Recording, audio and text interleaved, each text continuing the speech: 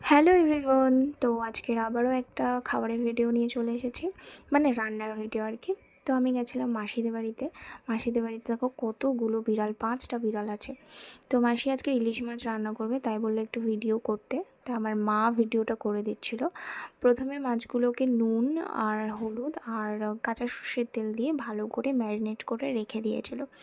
এই মাছটাকে মাসি কাঁচাই রান্না করবে। তা আমার কাছে একটু ইউনিক লাগলো, আমি আগে কোনোদিনও কাঁচা ইলিশ মাছ রান্না করা খাইনি। তারপরে বেগুন কেটে নিচ্ছিল, বেগুনগুলো ভালো করে সাইজ মতো কেটে সেগুলোকেও রেখে দিল। দিয়ে কড়াইয়ের মধ্যে সর্ষের তেল দিল, দিয়ে তারপরে বেগুনগুলোকে ভালো করে ভেজে নিল।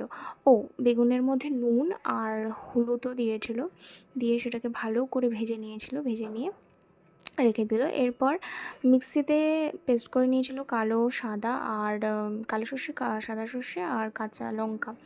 তো ওটাকে ভালো করে পেস্ট করার পর এদিকে বেগুন ভাজাও হয়ে গেল। বেগুন ভাজাটা তুলে নিয়ে দিয়ে আবার একটু সর্ষের তেল দিয়ে তাতে কালো জিরে আর শুকনো লঙ্কা ফোড়ন দিয়ে তাতে দিল নুন, হলুদ গুঁড়ো এবং গুঁড়ো লঙ্কার গুঁড়ো দিয়ে একটুখানি নাড়িয়ে পরিমাণ মতো জল দিয়ে দিল। যে যতটা ঝোল খাবে সে ততটা জল দেবে। দিয়ে জলটা ফুটে উঠলেই তার মধ্যে ওই কাঁচা মাছগুলো দিয়ে দিতে হবে। দিয়ে এটাও ভালো করে ফুটে উঠলে ভাজা যে বেগুনগুলো ভেজে রেখেছিলো সেগুলোও দিয়ে দিতে হবে।